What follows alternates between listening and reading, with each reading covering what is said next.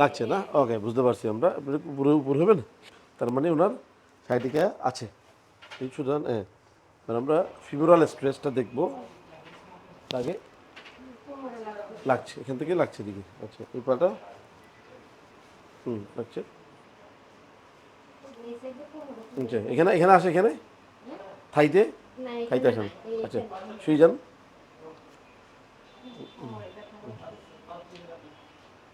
এখানে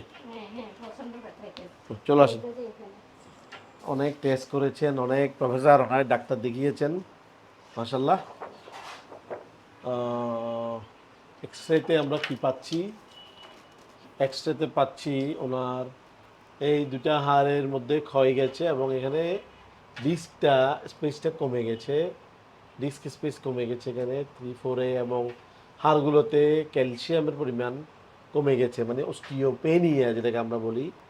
অস্টিওপেনিয়ার কারণ এই বয়সে কমনলি হলো অস্টিওমালাসিয়া, যেটা ভিটামিন ডি এর অভাবে হয়ে থাকে। সেটা হতে পারে তো আমরা দেখতে পাচ্ছি ওনার ডিস্কে ওই ওই ধরনের সিরিয়াস সমস্যা নাই। হ্যাঁ, ওনার, তবে ওনার মোবাইলটা বন্ধ হয়। আপনার এই যে এটা হলো এমআরআই, স্পাইনাল এমআরআই। তো এই যে L4-5 ডিস্ক, এই ডিস্কটা একটু বালজিং, একটু বড় হয়ে গেছে সামান্য। আমরা এটা এখানে দেখতে পাই এই লেভেলে।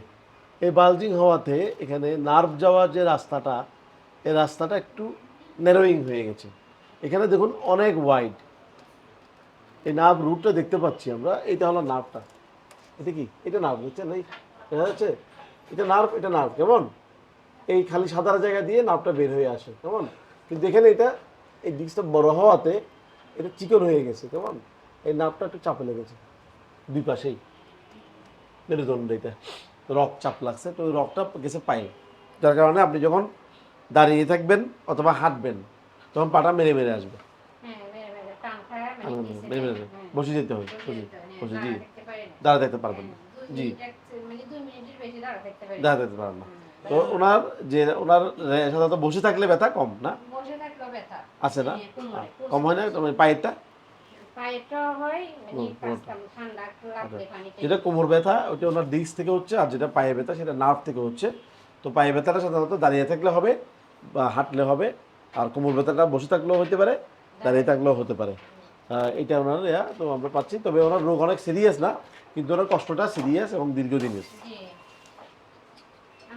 এই এখন আপনি কি থেরাপি দিচ্ছেন? ওষুধে ট্রাই করবো, কেমন? যদি কার ভালো না হয় আমাদের অন্য চিকিৎসা আছে, ওটা আমরা ধীরে ধীরে করবো, কেমন?